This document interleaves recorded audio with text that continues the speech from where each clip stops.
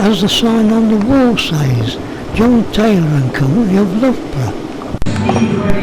This is the shop floor showing bells that have been cast. The red metal bar clamped across the top of the bells is for attaching to a crane for lifting and moving around. They can also be placed on a trolley like this. In contrast to the large heavy bells the Foundry produces, they also make a variety of hand bells. When going around the Foundry, visitors are at liberty to hit the bells with a wooden hammer to hear different tones. Much to their delight and a practical demonstration.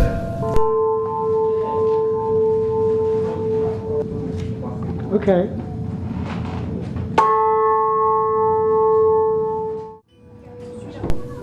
After a bell has been cast, it has to be tuned, and this is done by taking off small pieces of metal from the inside of the bell. This long arm on this machine has a chisel mounted at its end, and this is lowered down to the inside of the bell, and small pieces of metal are shaved off. The bell is mounted on this cradle, waiting for the arm to come down and shave the metal off. This is where the bell casting takes place.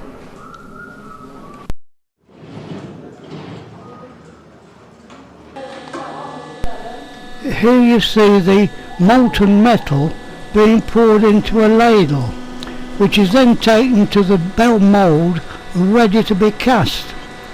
The temperature of the molten metal is 2,200 degrees Fahrenheit. You can understand why the workmen have face guards covering them. There must be terrific heat from the ladle. You notice the colour of the metal is absolutely white. I suppose that's where the expression comes from, white hot.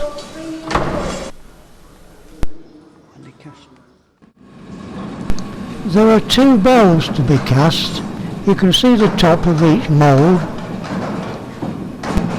I should imagine that ladle full of molten metal weighs quite a bit. And before it's actually poured into the mould, a temperature check is taken.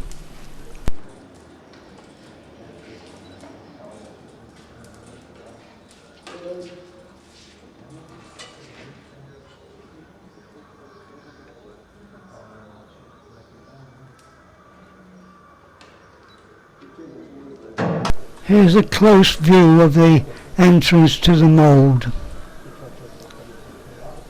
The ladle is slowly tipped forward.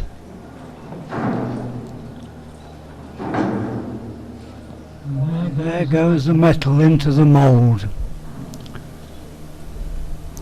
The actual mould of each bell is surrounded by sand, which is enclosed in a large metal core which supports the mould. And here is a collection of those metal cores. They're all sizes.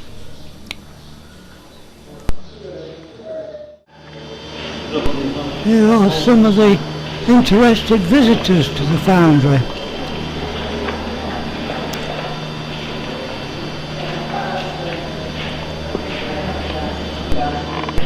This is where the metal was poured into the first bell mould, followed by the second one. On the hot part of the rod is the same half as the bottom. I think the writing on the mould refers to the diameter of the bell being cast. The molten metal is being stirred to avoid any dross getting into the mould. Here is the empty ladle. Leaving the casting department and going back to the main shop floor, the foundry has a typical blacksmith's forge and anvil. Also, workbenches where things apart from bell castings can be manufactured. And that concludes this look around.